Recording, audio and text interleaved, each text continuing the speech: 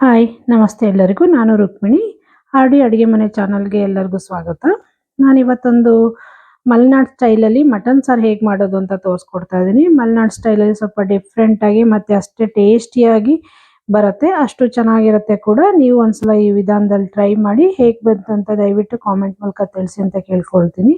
ಅದಕ್ಕಿಂತ ಮೊದಲು ಯಾರೇ ನನ್ನ ಚಾನಲ್ ನೋಡ್ತಾ ಇದ್ದೀರಾ ದಯವಿಟ್ಟು ಸಬ್ಸ್ಕ್ರೈಬ್ ಮಾಡ್ಕೊಳ್ಳಿ, ಶೇರ್ ಮಾಡಿ, ಲೈಕ್ ಮಾಡಿ.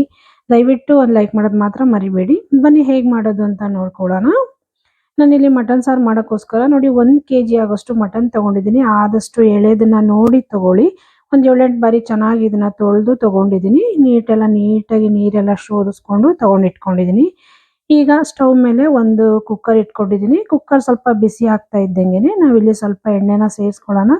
ಆದಷ್ಟು ಎಣ್ಣೆನ ಸ್ವಲ್ಪ ಕಮ್ಮಿನೇ ಯೂಸ್ ಮಾಡೋಣ. ಯಾಕಂದರೆ ಮಟನ್ನಲ್ಲಿ ಜಿಡ್ಡಿನ ಅಂಶ ಇರೋದ್ರಿಂದ ಅದೇ ಸ್ವಲ್ಪ ಜಾಸ್ತಿ ಎಣ್ಣೆ ಆಗುತ್ತೆ. ಹಾಗಾಗಿ ಎಣ್ಣೆ ಕೂಡ ಬಿಸಿ ಆಗ್ತಾ ಇದ್ದಂಗೆನೆ ನಾನಿಲ್ಲಿ ಒಂದು ಈರುಳ್ಳಿನ ಉದ್ದುದ ಕಟ್ ಮಾಡಿ ನಾನಿಲ್ಲಿ ಸೇರಿಸ್ಕೊಳ್ತಾ ಇದ್ದೀನಿ.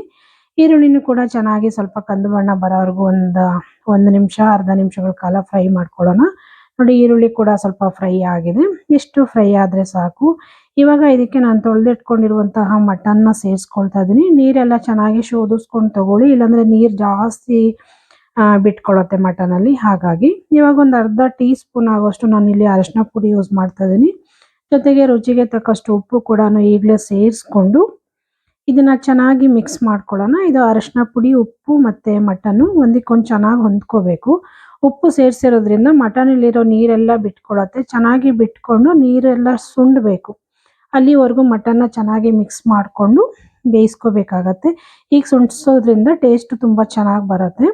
ನೋಡಿ ಇವಾಗ ಪ್ಲೇಟ್ ಮುಚ್ಚಿಬಿಟ್ಟು ಇದನ್ನ ಒಂದು 5 ನಿಮಿಷಗಳೆಲ್ಲ ಸುಂಡಿಸ್ಕೊಳ್ತೀನಿ. ಅಲ್ಲಿವರೆಗೂ ಒಂದು ಈರುಳ್ಳಿ ಖಾರ ರೆಡಿ ಮಾಡ್ಕೊಳ್ಳೋಣ. ಅದಕ್ಕೋಸ್ಕರ ಒಂದು ಸಣ್ಣ ಮಿಕ್ಸಿ ಜಾರಿಗೆ 2 ಈರುಳ್ಳಿನ ನಾನಿಲ್ಲಿ ಉದ್ದುದ ಕಟ್ ಮಾಡಿ ಸೇರಿಸ್ಕೊಳ್ತಾ ಇದ್ದೀನಿ. ಜೊತೆಗೆ ಒಂದು 4 ಹಸಿರು ಮೆಣಸಿನ್ಕಾಯಿ ಇಲ್ಲಿ ಆಪ್ಷನಲ್ಲು. ಆಮೇಲೆ ಒಂದು 2 ಇಂಚ್ ಆಗೋಷ್ಟು ಶುಂಠಿ, ಒಂದು 2 ಗೆಡ್ಡೆ ಆಗೋಷ್ಟು ಬೆಳ್ಳುಳ್ಳಿ ಕೂಡ ನಾನಿಲ್ಲಿ ಸುಲಿದು ಸೇರಿಸ್ಕೊಳ್ತಾ ಇದ್ದೀನಿ. ಜೊತೆಗೆ ಒಂದು ಇಡಿ ಆಗೋಷ್ಟು ಇಲ್ಲಿ ಕೊತ್ತಂಬರಿ ಸೊಪ್ಪು ಹಾಕ್ಕೊಳ್ತಾ ಇದ್ದೀನಿ. ಇಷ್ಟನ್ನು ಸೇರಿಸ್ಕೊಂಡು ನೀರು ಹಾಕ್ಕೊಂಡು ಇದನ್ನು ಸಣ್ಣಕ್ಕೆ ಪೇಸ್ಟ್ ಮಾಡ್ಕೊಳ್ಳೋಣ. ನೋಡಿ ಪೇಸ್ಟ್ ಮಾಡ್ಕೊಂಡು ಬಂದಿದ್ದೀನಿ ಕೂಡ. ಇದನ್ನು ಕೂಡ ಸೈಡಿಗೆ ಎತ್ತಿಟ್ಕೊಂಡು ಈಗ ಮಟನ್ ಬೇಯ್ತಾ ಇದೆಯಲ್ಲ ಅದನ್ನು ನೋಡೋಣ ಬನ್ನಿ. ಒಂದು 5ರಿಂದ 6 ನಿಮಿಷ ಆಗಿದೆ.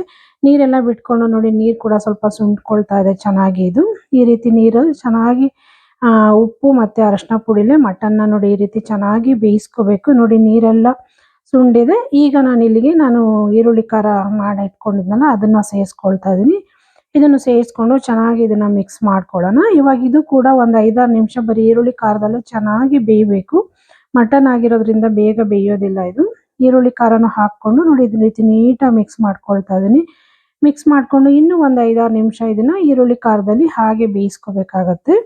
ಇದು ಪ್ಲೇಟ್ ಮುಚ್ಚಿ ಬೇಯಕ್ಕೆ ಬಿಟ್ಬಿಟ್ಟು ನಾನಿವಾಗ ಒಂದು ಸಣ್ಣ ಬೌಲಲ್ಲಿ ನೋಡಿ ಇಲ್ಲಿ ಒಂದು 2 ಸ್ಪೂನ್ ಆಗೋಷ್ಟು ಖಾರ ಪುಡಿ, ಆಮೇಲೆ ಒಂದು 3 ಸ್ಪೂನ್ ಆಗೋಷ್ಟು ಧನಿಯಾ ಪುಡಿ ತಗೊಳ್ತಾ ಇದ್ದೀನಿ. ಇಲ್ಲಿ ಬೇಕಂದರೆ ರುಬ್ಕೋಬೋದು, ಇಲ್ಲ ಹಾಗೆ ಕಲಸಿ ಕೂಡ ಸೇರಿಸ್ಕೋಬೋದು. ನಾನಿಲ್ಲಿ ಒಂದು ಬೌಲಿಗೆ ಹಾಕ್ಕೊಂಡು ನೀರು ಸೇರಿಸ್ಕೊಂಡು ಕಲಿಸ್ಕೊಳ್ತಾ ಇದ್ದೀನಿ ಕೂಡ.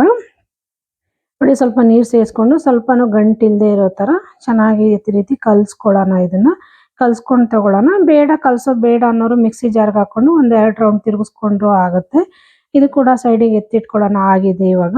ಮತ್ತೆ ಮಟನ್ನ ನೋಡೋಣ ಬನ್ನಿ. ಒಂದು 5-6 ನಿಮಿಷ ಮತ್ತೆ ಇದನ್ನು ಚೆನ್ನಾಗಿ ಬೇಯಿಸ್ಕೊಂಡಿದ್ದೀನಿ ಆಗಾಗ ತಿರುಗಿಸ್ಕೊಂಡು. ನೋಡಿ ಚೆನ್ನಾಗಿ ಬೆಂದಿದೆ. ಈರುಳ್ಳಿ ಖಾರ ಎಲ್ಲ ಸುಂಡ್ಕೊಂಡಿದೆ. ಇದು ಈ ರೀತಿ ಸುಂಡಬೇಕು ಮಟನ್ನು. ಇವಾಗ ಇದನ್ನು ಮತ್ತೆ ಇನ್ನೊಂದ್ಸಲ ಮಿಕ್ಸ್ ಮಾಡ್ಕೊಳ್ಳೋಣ ಚೆನ್ನಾಗಿ. ಮಿಕ್ಸ್ ಮಾಡ್ಕೊಂಡಾದ್ಮೇಲೆ ನಾವಿಲ್ಲಿ ಖಾರ ಪುಡಿ ಮತ್ತು ಧನಿಯಾ ಪುಡಿ 2 ಮಿಕ್ಸ್ ಮಾಡ್ಕೊಂಡಿದ್ವಲ್ಲ ಅದನ್ನು ಇದ್ರ ಜೊತೆಗೆ ಸೇರಿಸ್ಕೋಬೇಕಾಗತ್ತೆ. ಸೇರಿಸ್ಕೊಂಡು ಈಗ ಮತ್ತೆ ಇದನ್ನು ಒಂದು 10-12 ನಿಮಿಷಗಳ ಕಾಲ ಬೇಯಿಸ್ಕೋಬೇಕಾಗತ್ತೆ. ನೋಡಿ ಇವಾಗ ಖಾರ ಎಲ್ಲ ನಾನು ಇದಕ್ಕೆ ಸೇರಿಸ್ಕೊಳ್ತಾ ಇದ್ದೀನಿ. ಸೇರಿಸ್ಕೊಂಡು ಇದನ್ನು ಚೆನ್ನಾಗಿ ಮಿಕ್ಸ್ ಮಾಡ್ಕೊಳ್ಳೋಣ. ಮಿಕ್ಸ್ ಮಾಡಿಕೊಂಡು ನಮ್ಗೆ ಎಷ್ಟು ಬೇಕೋ ಅಷ್ಟು ಒಂದು 2 ಗ್ಲಾಸ್ ಆಗೋಷ್ಟು ನಾನಿಲ್ಲಿ ನೀರು ಸೇರಿಸ್ಕೊಳ್ತೀನಿ. ಮೊದಲಿಗೆ ನೀರೆಲ್ಲ ಜಾಸ್ತಿ ಸೇರಿಸ್ಕೊಳ್ಳೋಕೆ ಹೋಗಬಾರ್ದು. ಈಗ ನೋಡಿ ಧನಿಯಾ ಪುಡಿ, ಖಾರ ಪುಡಿ ಎರಡನ್ನೂ ಸ್ವಲ್ಪ ಮಿಕ್ಸ್ ಮಾಡ್ಕೊಂಡು ಇದಾಗಿದೆ. ಇವಾಗ ಒಂದು 2 ಗ್ಲಾಸು ನೀರು ಹಾಕ್ಕೊಳ್ತಾ ಇದ್ದೀನಿ ಇದಕ್ಕೆ. ನೀರು ಹಾಕ್ಕೊಂಡು ಮತ್ತೆ ಇದನ್ನು ಚೆನ್ನಾಗಿ ಮಿಕ್ಸ್ ಮಾಡ್ಕೊಳ್ಳೋಣ. ನೋಡಿ ಚಮಚ ಸಹಾಯದಿಂದ ಈ ಖಾರ ಎಲ್ಲ ಚೆನ್ನಾಗಿ ಮಟನ್ಗೆ ಹಿಡ್ಕೋಬೇಕು. ಆ ರೀತಿ ನೀಟಾಗಿ ಮಿಕ್ಸ್ ಮಾಡಿಕೊಂಡು ಪ್ಲೇಟ್ ಮುಚ್ಚಿಬಿಟ್ಟು ಇನ್ನೂ ಒಂದು 10ರಿಂದ 12 ನಿಮಿಷ ಇದನ್ನು ಬೇಯಿಸ್ಕೊಳ್ತೀನಿ. ಅಲ್ಲಿವರೆಗೂ ಇನ್ನೊಂದು ಕಾಯಿ ಖಾರ ರೆಡಿ ಮಾಡ್ಕೊಳ್ಳೋಣ. ಇಲ್ಲಿ ಕಾಯಿ ಖಾರ ರೆಡಿ ಮಾಡ್ಕೊಳ್ಳೋಕ್ಕೋಸ್ಕರ ಒಂದು ಸಣ್ಣ ಮಿಕ್ಸಿ ಜಾರಿಗೆ ಒಂದು ಸ್ವಲ್ಪ ತೆಂಗಿನಕಾಯಿ, ಒಂದು 6 ಗೋಡಂಬಿ, ಆಮೇಲೆ ನಾನಿಲ್ಲಿ ನೋಡಿ ಸ್ವಲ್ಪ ಮಸಾಲ ಐಟಮ್ ಹಾಕ್ಕೊಳ್ತಾ ಇದ್ದೀನಿ. ಚಕ್ಕೆ, ಲವಂಗ, ಸೋಂಕಾಳು, ಕಾಳುಮೆಣಸು, ಗಸಗಸೆ, ಆಮೇಲೆ ಹುರ್ಗಡ್ಲೆ ತೊಗೊಂಡಿದ್ದೀನಿ 1 ಸ್ಪೂನ್ ಆಗೋಷ್ಟು. ಇಷ್ಟನ್ನು ಸೇರಿಸ್ಕೊಂಡು ಇದಕ್ಕೆ ಒಂದು ಮೀಡಿಯಮ್ ಸೈಜ್ 2 ಟೊಮೊಟೊ ಹಣ್ಣ ಕಟ್ ಮಾಡಿ ಸೇರಿಸ್ಕೊಳ್ತಾ ಇದ್ದೀನಿ. ಇಷ್ಟನ್ನು ನೀರು ಹಾಕ್ಕೊಂಡು ಇದನ್ನು ಒಂದು ಪೇಸ್ಟ್ ಮಾಡ್ಕೊಂಬರೋಣ. ಸಣ್ಣಗೆ ಪೇಸ್ಟ್ ಮಾಡ್ಕೋಬೇಕು. ನೋಡಿ ಆಗಿದೆ ಕೂಡ ಇದು. ಇದು ಕೂಡ ತೆಗೆದು ಒಂದು ಬೌಲಿಗೆ ಹಾಕಿ ಸೈಡಲ್ಲಿ ಎತ್ತಿಟ್ಕೊಳ್ತೀನಿ. ಮತ್ತೆ ಮಟನ್ ನೋಡೋಣ ಬನ್ನಿ. ಮಟನ್ನು ಕೂಡ ಒಂದು 12 ನಿಮಿಷ ಮತ್ತೆ ಬೇಯಿಸ್ಕೊಂಡಿದ್ದೀನಿ. ಮಧ್ಯ ಮಧ್ಯ ಕೈ ಹಾಕಿ ಚಮಚದ ಸಹಾಯದಿಂದ ತಿರುಗಿಸ್ಕೊಂಡು ಚೆನ್ನಾಗಿ ಬೇಯಿಸ್ಕೊಂಡಿದ್ದೀನಿ ಕೂಡ. ನೋಡಿ ಸುಮಾರು ಚೆನ್ನಾಗಿ ಬೆಂದಿದೆ ಕೂಡ ಇದು. ಚೆನ್ನಾಗಿ ಕುದೀತಾ ಇದೆ ಕೂಡ ನೋಡಿ ಈ ರೀತಿ ಕುದೀತಾ ಇದೆ. ಈಗ ಇದಕ್ಕೆ ನಾವು ಕಾಯಿ ಖಾರ ರುಬ್ಬಿಟ್ಕೊಂಡಿದ್ವಲ್ಲ ಅದನ್ನು ಸೇರಿಸ್ಕೊಳ್ಳೋಣ. ತೆಂಗಿನಕಾಯಿ ಸ್ವಲ್ಪ ಜಾಸ್ತಿ ಯೂಸ್ ಮಾಡೋದು ಬೇಡ, ಸ್ವಲ್ಪನೇ ಯೂಸ್ ಮಾಡೋಣ. ಕಡಲೆ ಕೂಡ 1 ಸ್ಪೂನ್ ಯೂಸ್ ಮಾಡಿದ್ರೆ ಸಾಕು. ನೋಡಿ ಇಷ್ಟನ್ನು ಹಾಕ್ಕೊಂಡು ಚೆನ್ನಾಗಿ ಮಿಕ್ಸ್ ಮಾಡ್ಕೊಳ್ಳೋಣ. ಮಿಕ್ಸ್ ಮಾಡಿಕೊಂಡು ನಾವು ಈಗ ನಮ್ಗೆ ಎಷ್ಟು ಬೇಕೋ ಅಷ್ಟು ನೀರಿಲ್ಲಿ ಸೇರಿಸ್ಕೊಳ್ಳೋಣ. ಸಾಂಬಾರು ಗಟ್ಟಿ ಬೇಕಾ ಇಲ್ಲ ತೆಳ್ಳಗೆ ಬೇಕಾ ನೋಡಿಕೊಂಡು ನೀರನ್ನು ಸೇರಿಸ್ಕೊಳ್ಳೋಣ. ನೀರನ್ನು ಕೂಡ ನನಗೆ ಎಷ್ಟು ಬೇಕೋ ಅಷ್ಟು ಸೇರಿಸ್ಕೊಳ್ತಾ ಇದ್ದೀನಿ. ಸೇರಿಸ್ಕೊಂಡಾದ್ಮೇಲೆ ಇದನ್ನು ಇನ್ನೊಂದು ಸಲ ಚೆನ್ನಾಗಿ ಮಿಕ್ಸ್ ಮಾಡ್ಕೊಳ್ಳೋಣ. ಕುಕ್ಕರ್ ಸ್ವಲ್ಪ ಚಿಕ್ಕದಾಗಿದ್ದರಿಂದ ಸ್ವಲ್ಪ ಸಾಂಬಾರು ಫುಲ್ ಆಗಿಬಿಡ್ತು ಇದರಲ್ಲಿ. ನೋಡಿ ಇವಾಗ ನೀಟಾಗಿ ಮಿಕ್ಸ್ ಮಾಡ್ಕೊಳ್ಳೋಣ. ನೀಟಾಗಿ ಈ ರೀತಿ ಮಿಕ್ಸ್ ಮಾಡಿಕೊಂಡು ಇದಕ್ಕೆ ಮತ್ತೆ ಒಂಚೂರು ನೋಡಿ ಎಷ್ಟು ಬೇಕೋ ಅಷ್ಟು ಅದಕ್ಕೆ ನಾನಿಲ್ಲಿ ಮಾಡ್ಕೊಂಡಿದ್ದೀನಿ.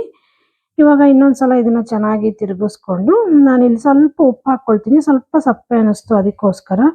ಆಮೇಲೆ ಫ್ಲೇವರ್ಗೆ ನಾನಿಲ್ಲಿ ಪುದೀನ ಸೊಪ್ಪು ಯೂಸ್ ಮಾಡ್ತಾ ಇದ್ದೀನಿ. ಒಂದು 3 ಎಸ್ಳು ಹಾಕ್ಕೊಂಡಿದ್ದೀನಿ.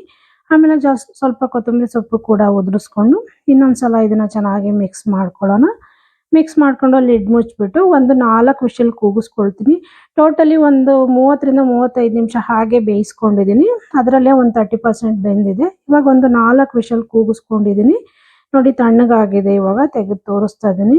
ಸಾಂಬಾರಂತೂ ನೋಡಿ ಸೂಪರಾಗಿ ರೆಡಿ ಆಗಿದೆ. ತಿರುಗಿಸಿ ತೋರಿಸ್ತಾ ಇದ್ದೀನಿ. ಮಟನ್ ಕೂಡ ತುಂಬ ಚೆನ್ನಾಗಿ ಬಂದಿದೆ.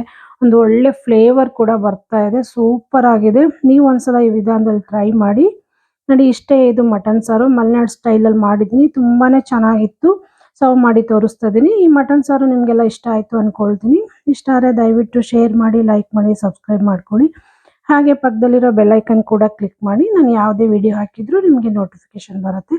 ದಯವಿಟ್ಟು ಹೀಗೆ ನೋಡ್ತಾ ಇರಿ, ಸಪೋರ್ಟ್ ಮಾಡ್ತಾ ಇರಿ ಅಂತ ಕೇಳ್ಕೊಳ್ತೀನಿ. ಇನ್ನೂ ಹೆಚ್ಚಿನ ಈಸಿ ಹಾಗೂ ಸಿಂಪಲ್ ರೆಸಿಪಿಗಳಿಗಾಗಿ ದಯವಿಟ್ಟು ಅಡುಗೆ ಮನೆ ಚಾನಲ್ನ ಸಬ್ಸ್ಕ್ರೈಬ್ ಮಾಡ್ಕೊಳ್ಳಿ, ಸಪೋರ್ಟ್ ಮಾಡಿ ಫ್ರೆಂಡ್ಸ್.